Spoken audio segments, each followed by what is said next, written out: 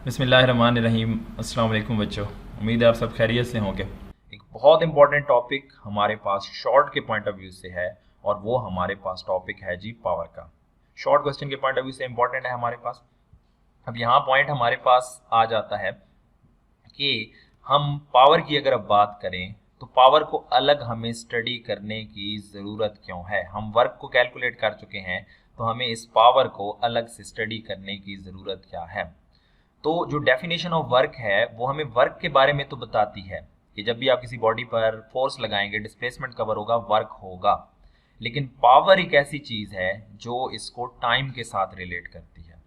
Power work को किसके साथ रिलेट करती है? सेकंड के साथ और के साथ, यानी ये उसको फर्दर रिलेट करेगी किसके साथ? टाइम के साथ।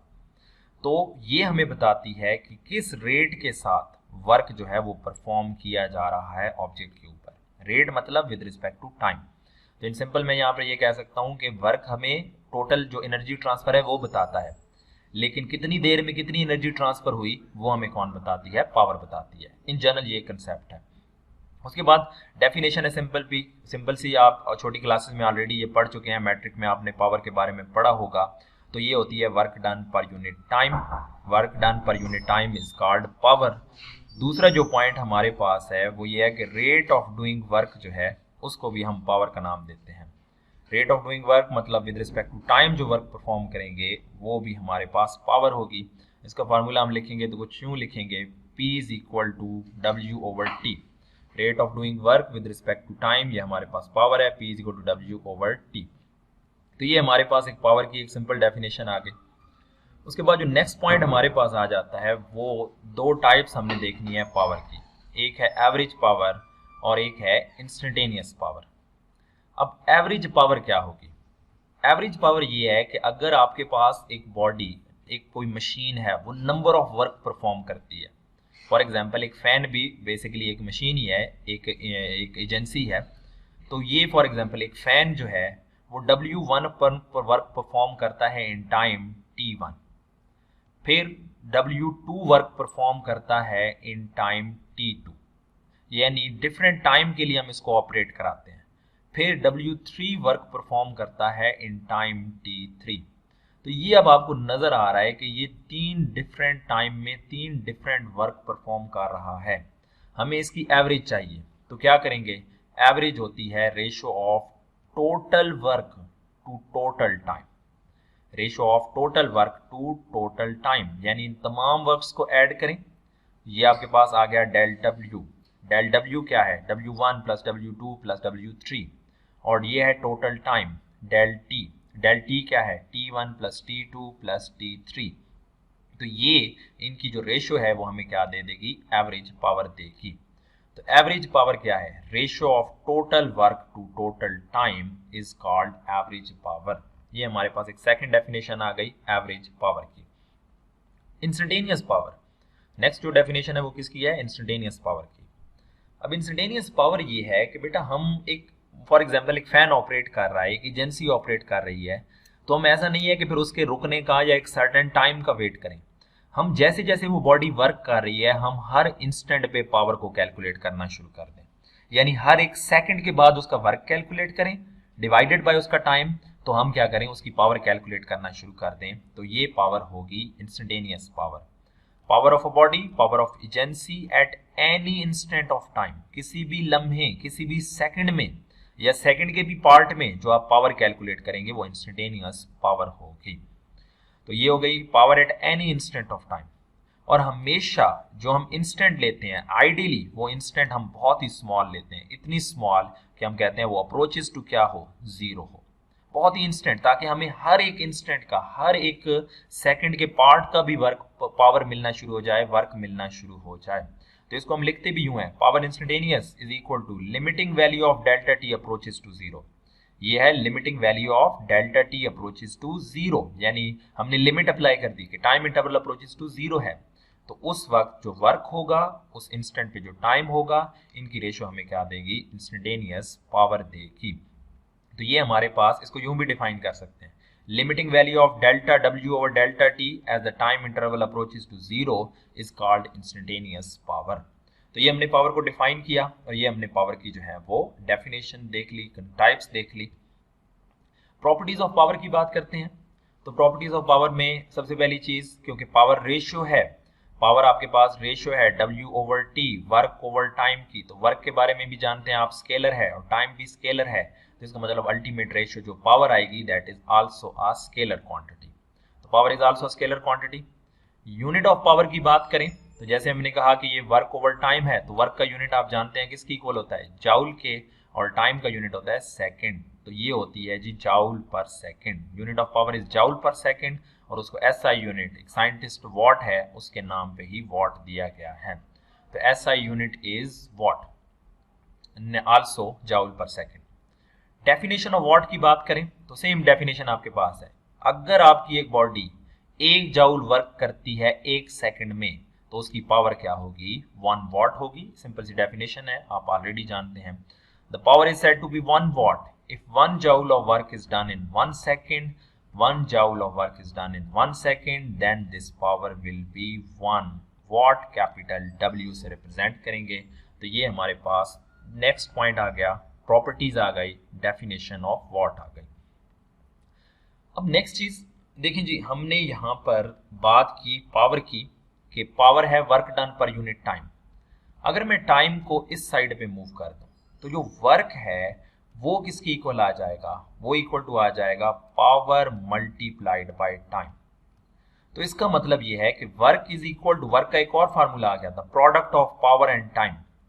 अब वर्क जो है वो product of power and time है, तो वर्क का एक और यूनिट भी बनाया जा सकता है, और वो यूनिट क्या है, पावर का यूनिट मैं यहाँ पर पुट कर दूं वॉट, और टाइम का यूनिट पुट कर दूं सेकेंड, तो मुझे वर्क का एक नया यूनिट मिल गया।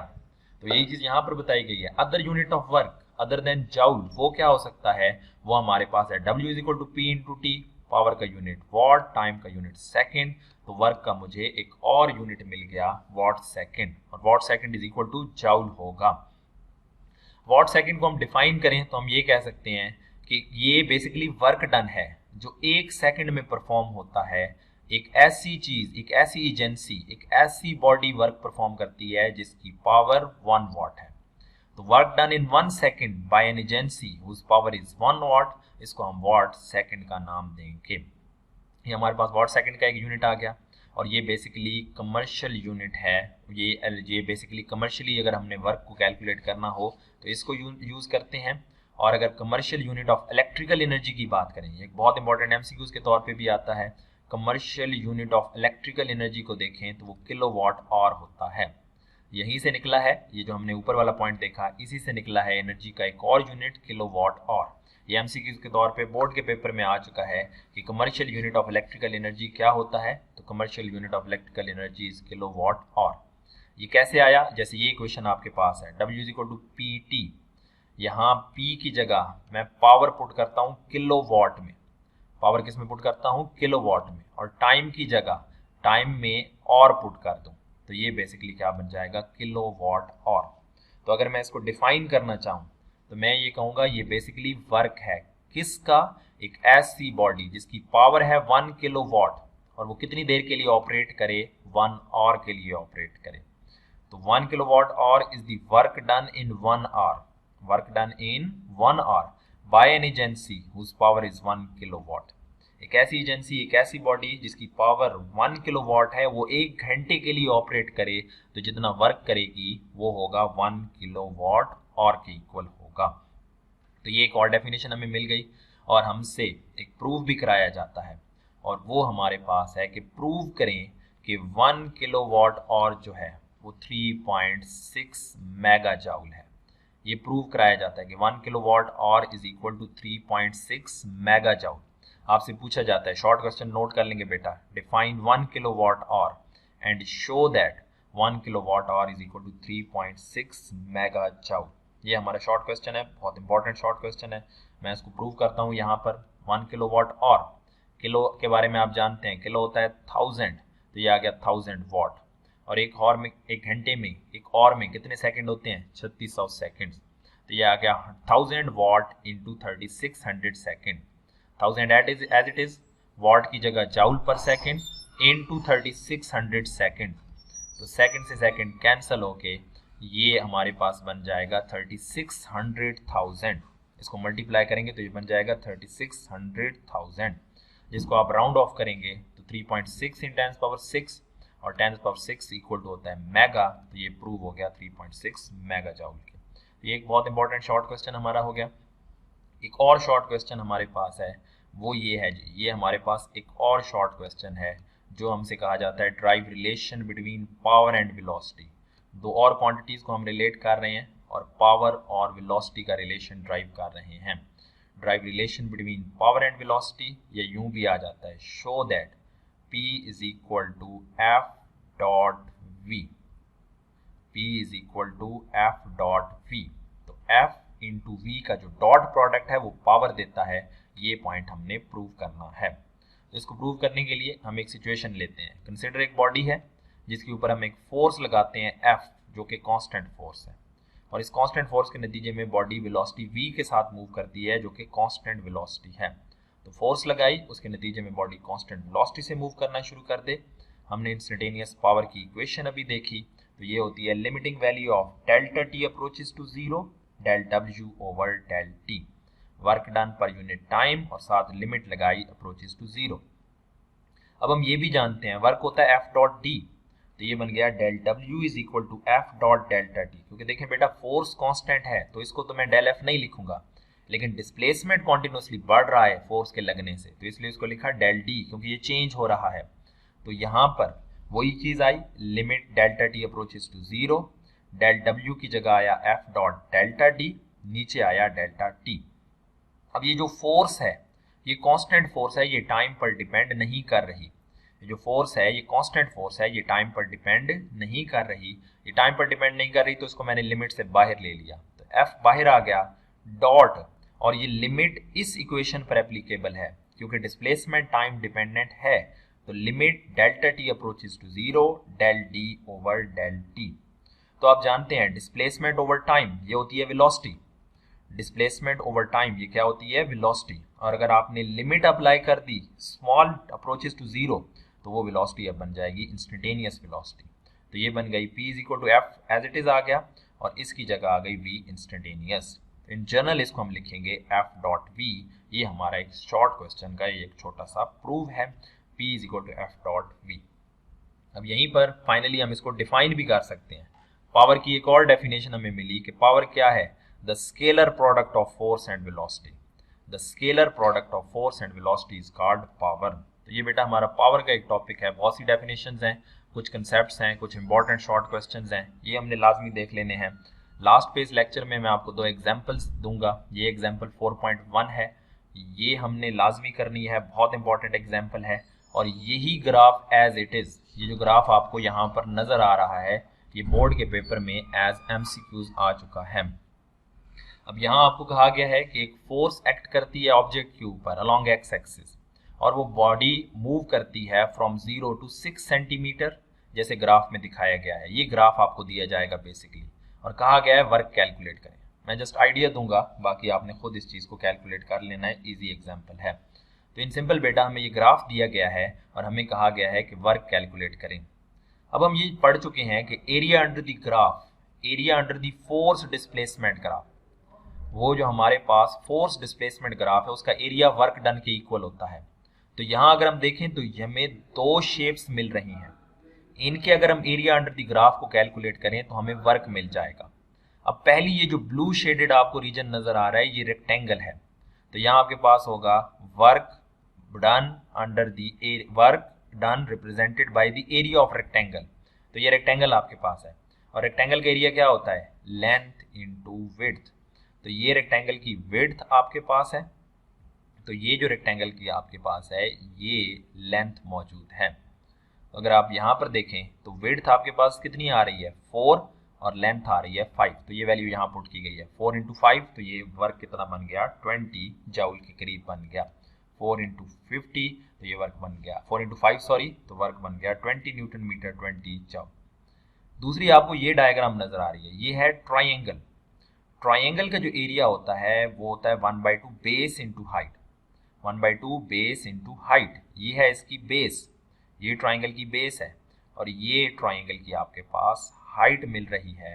तो ये 1/2 बेस इंटू हाइट, तो बेस देखें तो यहाँ 4 से शुरू होके 6 तक है, तो ये बन जाएगा 6 माइनस 4, तो क्या बचेगा 2, और हाइट ऑटोमेटिकली 0 से लेके यहाँ 5 तक है, तो ये आ गई 1/2 बेस इंटू हाइट, बेस है जी 2 और हाइट आ गई 5, तो यहाँ पर आपके पास आ गया 2 से 2 कैंसिल, तो 5 बचा, तो ये 5 जूल आ गया।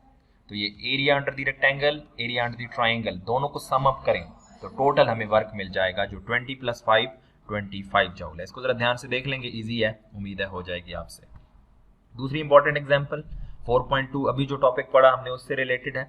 70 kg मैन आपके पास है जी, मैस हमें दे दिया, long a flight of stairs in 4 second, वो सीढ़ियां चढ़ता है और सीढ़ियों पर चढ़ने के लिए उसको टाइम रिक्वायर्ड है 4 सेकेंड, और जितनी हाइट है स्टेयर्स की, the vertical height of the stair is 4.5 metre. Height हमें बता दी, calculate the power in watt, calculate the power in watt. अब अभी हमने फार्मूला पढ़ा कि P is equal to W/T, W/T, और हम जानते हैं कि W इक्वल टू mg भी होता है, जैसे वो ग्रेविटेशनल फील्ड वाले टॉपिक में हमने देखा, तो ये आ गया mg/T। यहाँ बेटा वैल्यूज पुट कर लेंगे और इसको सिंप्लीफाई कर लेंगे, ये इजी एग्जांपल है, ये आपसे हो जाएगी, इनको बेटा देख लेंगे। यहाँ तक कि जो शॉर्ट क्वेश्चन के पॉइंट ऑफ व्यू से टॉपिक्स हमने देखे आज, इनको लाजमी अच्छे से देख लेंगे, नोट कर लेंगे। तब तक के लिए बच्चा लेक्चर एंड करते हैं, अल्लाह हाफ़िज़।